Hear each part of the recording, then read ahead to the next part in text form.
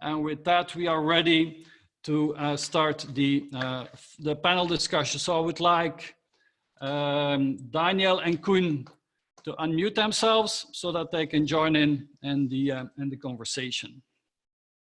Koen, you there? Good Yes. morning, everybody. Good morning, Hendrik. Hope you're all safe and well today. Okay, and Daniel, you with us as well? Yes, so happy to see all of you. And of course, I also hope that you and your relatives and your families are safe. And to present myself, as Hendrik has explained, I'm the ex-CIO of GSK, and I've been invited to make some comments on how to address this crisis. Yeah, my name is Koen Magnus, partner within Deloitte on Belgian ground, responsible for crisis management and coordinating the activities around this crisis for the Belgian territory as well. Okay, very good. Let's kick off this panel. And just as last time, I'll repeat it. In the top right corner, you can switch between speaker view and gallery view. So put yourself in speaker view now, so that you can see who is speaking, if Koen or Daniel or myself are speaking. Koen, Daniel, we're going to talk about seven different topics that we prepared. We're first going to talk about the economic impact. We're going to talk about the leadership, about crisis management and the team that you need for that, about the digital capabilities that we need to put in place to fight this, about your team, the talent, about risk security, and then about IT portfolio and investment. So let's kick it off. Koen, could you give us in a couple of sentences, how are you and your team, how are you looking at the economic impact of this crisis today? Give us a bit of the context. Yeah, what started as something only in China as a medical problem became indeed a global medical and logistical and a lot of other problems together.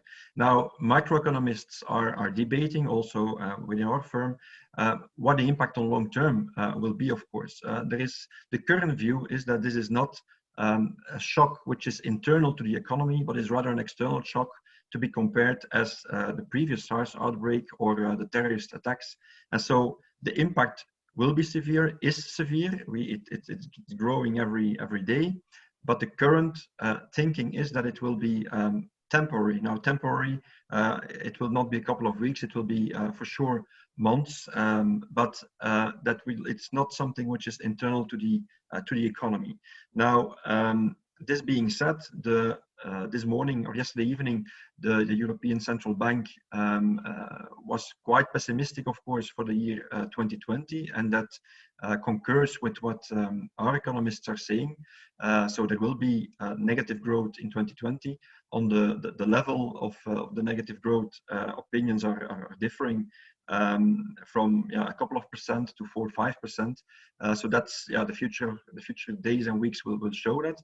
But the current thinking by our economists is that indeed in 2021 we will be able to catch up again and show positive growth figures, and something which was published earlier this week by ING.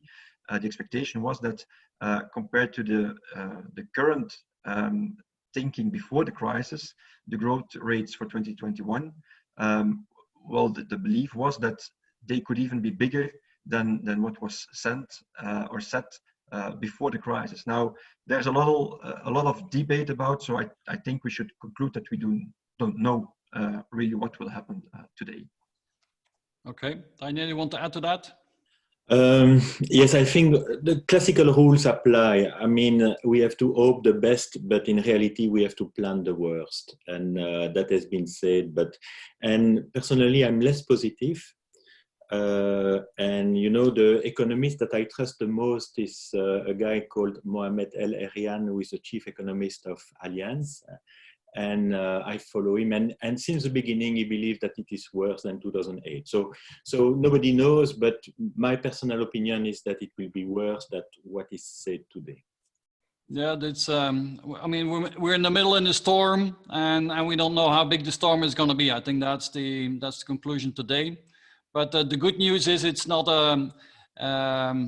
it's not a fundamental crisis. It's a one-off thing. I think that's hopefully, and that's hopefully what will lead us to a possible rebound in 2021. Well, very important in crisis times like this, of course, is leadership. Leadership on political level, on business level, on digital level. So Koen, you have some interesting views on what the qualities are of a leader in a crisis. Could you share that with us, please? Yes, we've done some reach out to also the people in China that are dealing with these crises, and that concurs with what we see from other crises. So there are 5 qualities for resilient leadership that we believe you need to apply today. This is a crisis that touches people and that touches the health of people. So it is important to deal this crisis with from the heart. So you need to show empathy, compassion for your employees, for your customers, and for the broader ecosystem. But it is a bit difficult because at the same time you need to take potentially hard and rational decisions to preserve your business. And that's exactly the second aspect the leaders today should pay attention to, is put the mission first of your company and stabilize the organization. Make sure that you could continue what is possible. And so there we see that there's a lot of creativity in the markets on continuing to do business. So we see that a lot of ways of doing business and ways of interacting with customers, with governments, with a lot of people that were not possible before the crisis become possible and acceptable. So there is a lot of creativity ongoing in the market to try to preserve as much the economy and the stabilization. Thirdly, today speed is more important than elegance in decision making and in doing the right thing. So perfect is the enemy of the good today, because you will need to deal with many unknowns, and you simply don't have the time, or the information will not be available to get to that point that you feel fully comfortable in taking your decision. So you need to collect proxy data as much as possible, and then go and potentially come back on an earlier decision, and people will accept that in these exceptional times. Fourthly, own the narrative. There is a lot of assumptions that are being made if you don't fill that void. So even telling to your people, your customers, this is the situation, and a lot of elements we do not know today, telling them that you know a lot of them, but some you're still looking into the dark, is important, because that gives already confidence that you're on it and that you're watching that. So making sure that you have a regular cadence to speak out to customers and employees is very important. And then the last one is, do not forget that long view, because you will need to give some perspective to people as well, to people and to your company, to your investors, etc. So this crisis will lead to fundamental changes, but probably a lot of those changes would have happened anyway, but probably at a different pace, and probably you would have the time to better prepare for them. So not everything needs to be negative as long as you put it in the right perspective.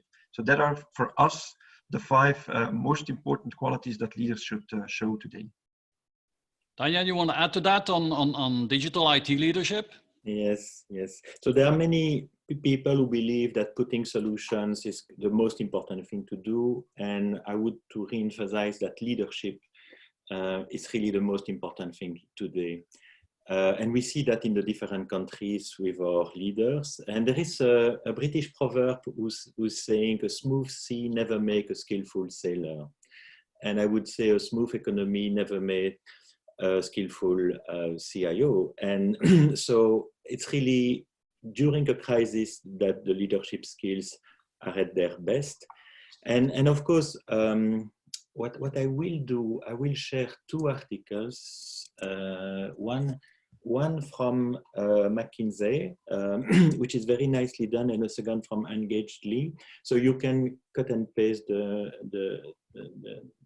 reference and read them later on. There is this aspect of be comfortable in ambiguity, and the ambiguity here is to be decisive and in the same times be able to assess and pause. And it's difficult to do both in the same time.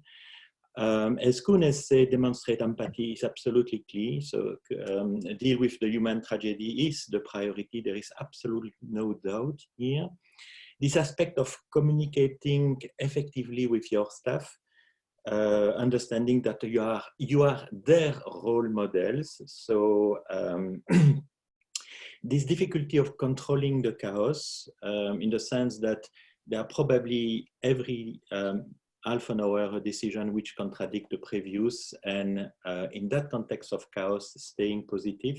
And staying positive means never criticize colleagues at this time, never criticize, being a role model. And on top of all these things, leaders are proactive. So if you have the opportunity to inspire innovative solutions for your company, for your families, for your country, everybody will listen to you. Okay. Let's make this interactive, and we have many people that joined us already, close to 90 people. Let's launch a first poll. Maria, if you could launch our first poll, and that is really on the impact of Corona on the economy. And so the question is, when do you expect your business to be back to normal? And back to normal is like you're back to the same revenues and profits and so on as before. So please take your time and vote now. We'll keep this running for a moment. And so you think this will be in July this year, October this year, January next year, April next year, later, or do you think your business will never recover from this? So let's take the temperature in the room of what we think the business impact or the impact of Corona on the economy and your business specifically will be. So let's go to the next topic, and that is the crisis management team.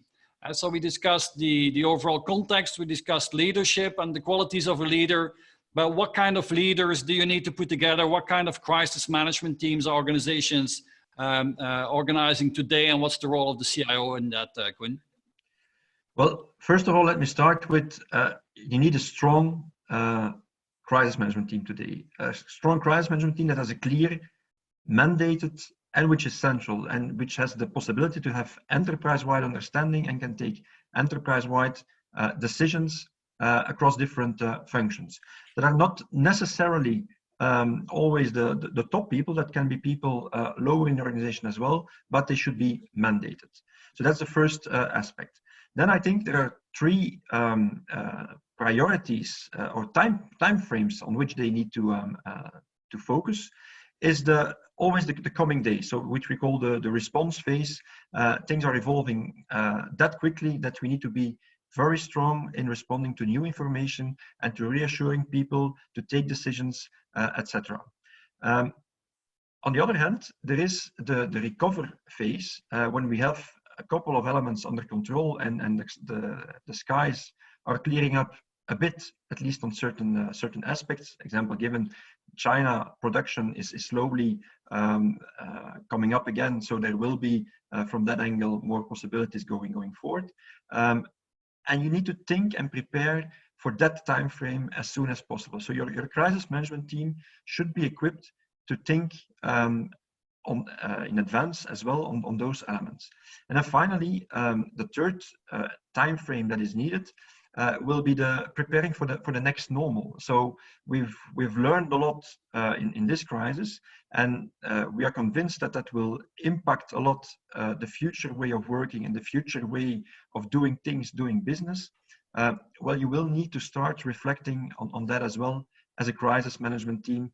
Maybe not doing that yourself, but at least be busy with that and put the right teams in place to start working on that aspect. And then in terms of topics and priorities that absolutely need to be dealt with, and also based from the experience in China, is of course the talent that we discussed, business continuity for as much as possible, financial aspects, cash management, liquidity management, and so on.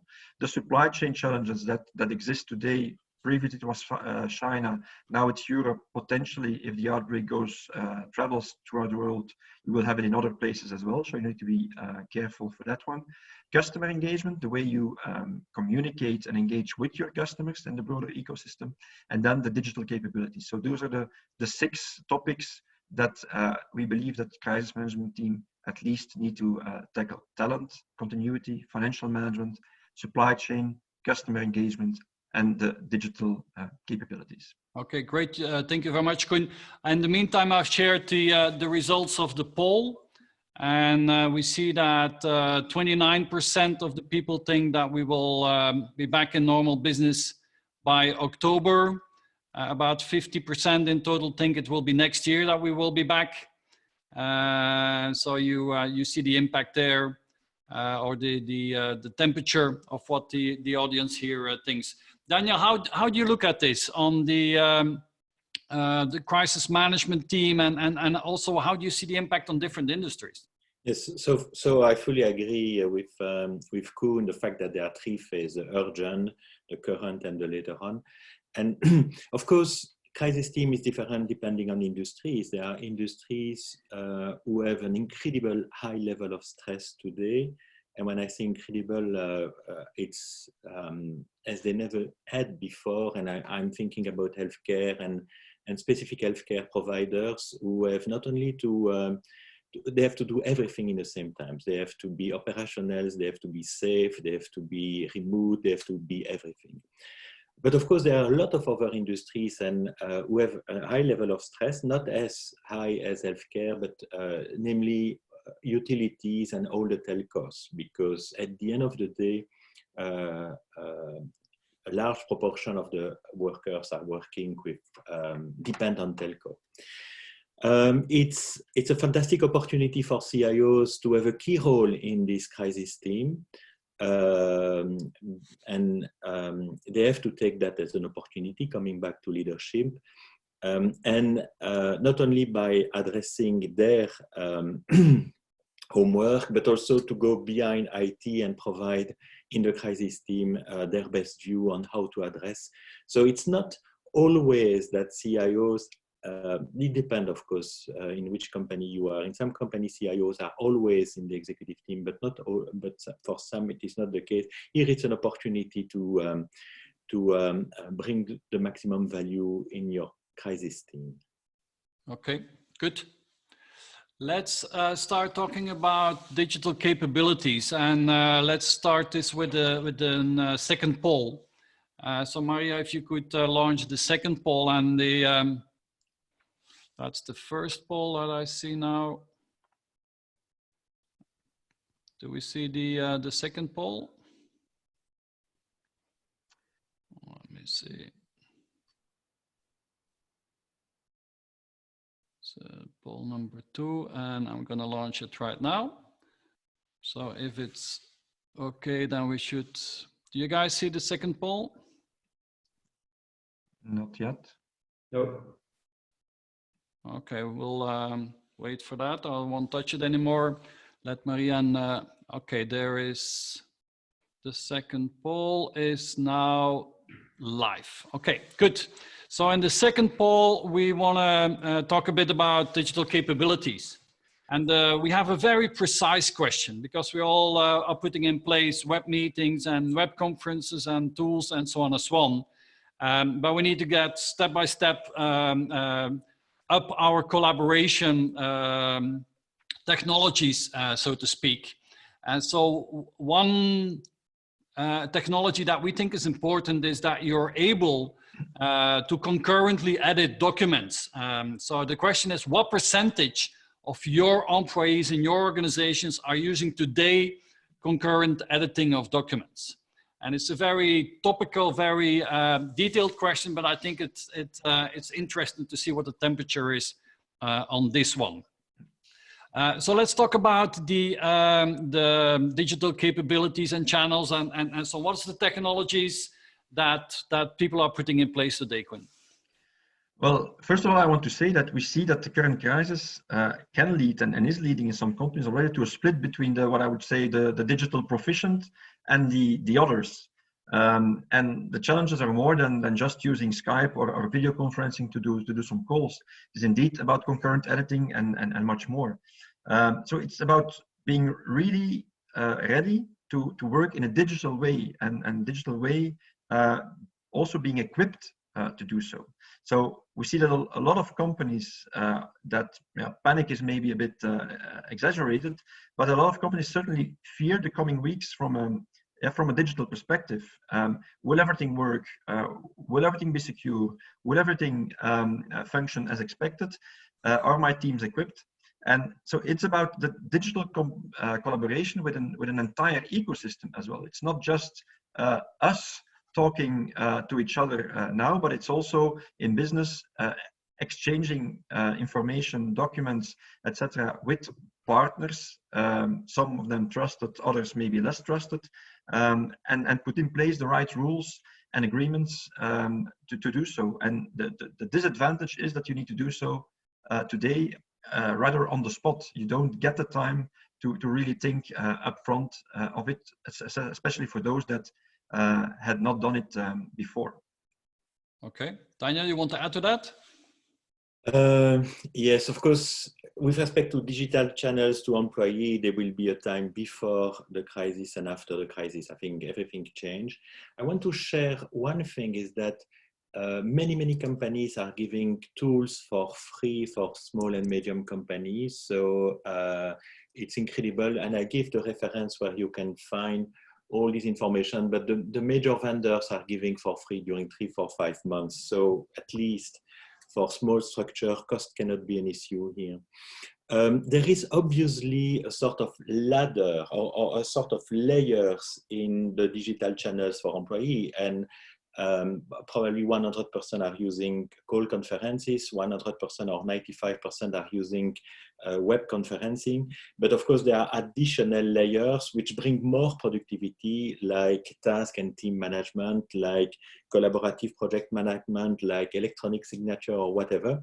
And it's also a fantastic opportunity if you have these tools somewhere in your shop just to promote them, because it's sometimes difficult to promote e-signature or collaborative editing, and that can be useful. There is also, of course, a potential issue with legacy application who sometimes work extremely well remotely, but not necessary for everybody. So, and here again, as Koen was saying, those who have invested a lot in their digital channels are ready, and there are some organizations who have to go extremely fast to put new set of tools, but they have no choice, I guess. Yeah, also at the same time, we see the results of the poll here, and we see that still, let's say, a large part of our companies are not ready, don't have the capabilities to do, in fact, basic things like sharing, concurrent editing of documents. So there's still a lot of work to be done at the same time. So we see a bit of a divide. Some companies are really ready, and some companies are not ready at all. And so that comes back to what you said, that there's organizations that are not digitally mature, let's say, and online mature have a much higher, have a lot of problems nowadays. And so those companies with a lot of legacy and still processes have a team that talent. So Daniel, why don't you lead this one? What is the impact of teams today in companies and in IT? Andre, before we go there, can we have a quick intervention based on the chat with the audience? Yes, please. We just had a remark from a couple of people saying that the collaborative way of working and co-editing of documents is probably also industry dependent. Certain industries don't necessarily need to create output together in such collaborative mode, and they have processes in place and applications in place to allow them to interface as a team with their customers. So this is not necessarily a matter of maturity, according to the audience, but also a matter of priority and the industry in which you are. What's the reaction of the panel on that? Well, of course, it is dependent on the type of company you are. And I also saw a comment that exchanging documents is passé and is not the way to do so anymore. But we do see today that companies often fall back to that kind of aspects if they want to share something with people that are not next to them, and that it is easy to do so. But to that extent, we come back later to that. It includes some risks as well. So the way information is exchanged, and it might not be through documents, it might be done through calls and through or through collaboration platforms or within applications, etc. But we were not used to do this, or a lot of people were not used to do that in the current way in an environment at home where it is different than the one you at work. So there is a difficulty in exchanging information that we need to overcome in the coming weeks, months, and probably further down the road. Okay. For the sake of time, I suggest that we move to the talent topics. Daniel, where do you see the situation today? Yes.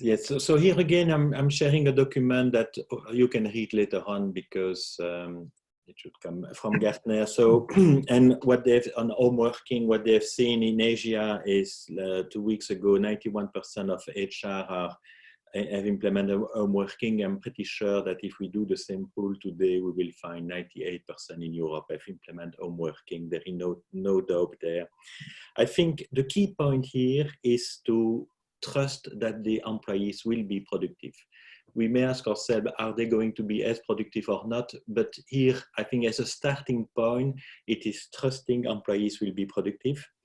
And of course, it's quite important as soon as all the technologies and aspects have been solved, to communicate best practice and ideal use cases. I think there are enough documentation what are the best practice when you work remotely, and there is a sort of role for CIOs to continuously communicate these best practices. I think that we have to keep in mind, if there is an issue with the network and things like that, that email and chat and things like that are the backup solutions. Not the preferred solution, but the backup solution for those who don't have the broadband. Hopefully, the policies of the past do not always apply, so some of them will have to be rewritten, rewired. On the negative aspect, if we, in the pool that Gartner has done in Asia, 54% of the HR leaders say that poor technology and poor infrastructure is the biggest barrier to effective remote working. So we have sometimes a tendency to see that our home working tools are fantastic, but there is also the view of the customers, and the view of the customers is that sometimes poor technology is an issue. I think, but the key message is to trust employees. There is no doubt there. Yeah, we're changing our processes. Let's because we have 2 topics left and we're overrunning a couple a bit. Let's launch poll number 3, Maria, on and we switching to risk and security. So the poll that I want to see is, well, have you are companies now under more threat than before? So the question that we are launching is, have you seen over the last 5 days an increased hacking or phishing activity in your company? So are the hackers and the phishers, are they more active nowadays than they are normally? That's the question that we have. So Koen, can you tell us a little bit of what are the dangers that companies are facing today because of on risk and security wise? Yeah, well, there are clearly new risks that pop in, or maybe not new risks, but the same risk, but in a different perspective, different environment. So the most important one is to set some basic, what I would call hygiene rules for your employees. We should start retraining or training employees for working at home. So one element is securing the homes. We know, or we've seen cases where companies, their help desk or their security people, they put them at the disposition of their employees to secure the internal home networks on which those people are working in the coming weeks and months. Well, I would say the same aspects for locking screens, what you did at work, apply at home. You don't want one of your kids to send messages to some of your customers. At the office, the joke was to invite everybody for at the bar, but you don't want that your kids do the same with something different to your customers. So just continue using those same practices, and then confidential information. If some of us still print confidential information, etc., we'll take the same, apply the same rules as you do in the office, so that those basic hygiene rules, we should really work on that, because that's the number one security risk going forward as well. Okay, great. Daniel, you want to add to that? Yes, I call one or two of the CISOs that I know to ask a little about the temperature, and they give me 2-3 articles that I'm sharing with you, and there is activities, in fact, and Checkpoint I found that a group called Vicious Panda, has a group of Chinese hackers, has an advanced persistent threat. They found also that on 4,000 websites related to coronavirus, 3% contain malicious code. Far Eye is also observing that there are more malicious actors coming from China and North Korea and Russia.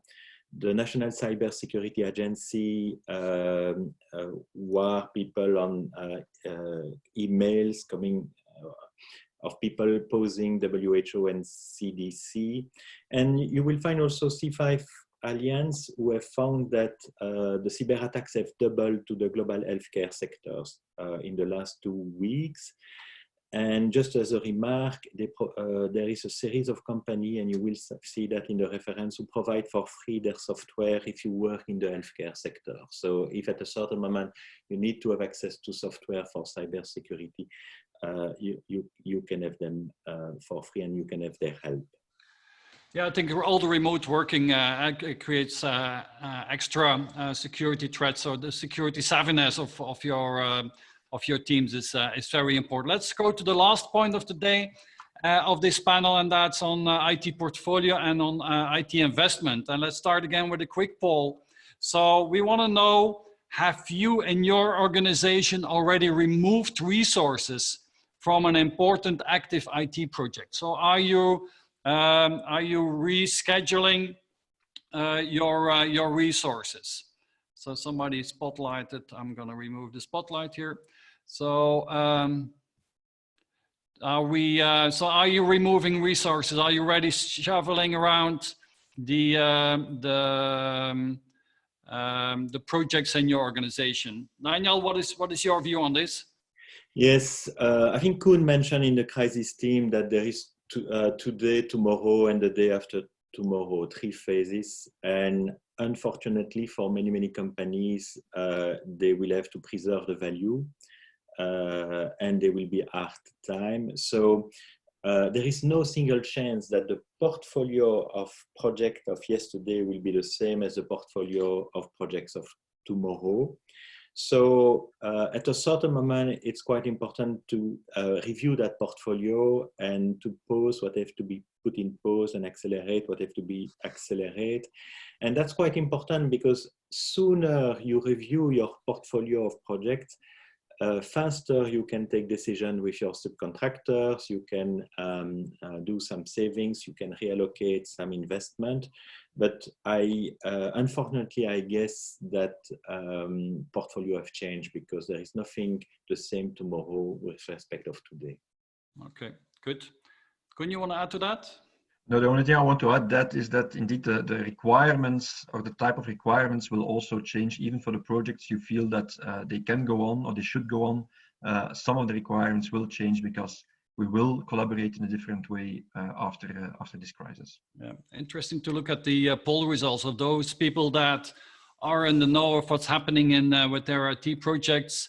14, so I would say 40% are already removing resources from important programs. So this has a big impact on IT portfolio and the management of that, I would say. So with that, I would like to finish up the panel discussion here. So thank you very much, Koen and Daniel, for your contributions. Highly appreciated.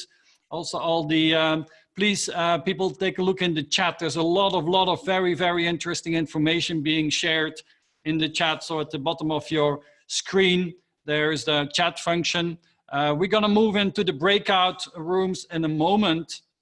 Let me again show you the questions that we want to discuss here. Let me see. Here we go. I'm going to share my. So this was the agenda. So the 3 things that we want to discuss in the breakout rooms. What is your most urgent issue today? Introduce yourselves into the room and then tell us what is your most urgent issue today and how could other people help you? Second, what is the most ingenious, brilliant tip or solution that you're implementing or that you learned about? So what can you share with the community? And if you have time left in the discussion, well, how do you see the mid and long-term impact of Corona on your company today? So with that, we are going to push the button. Maria's going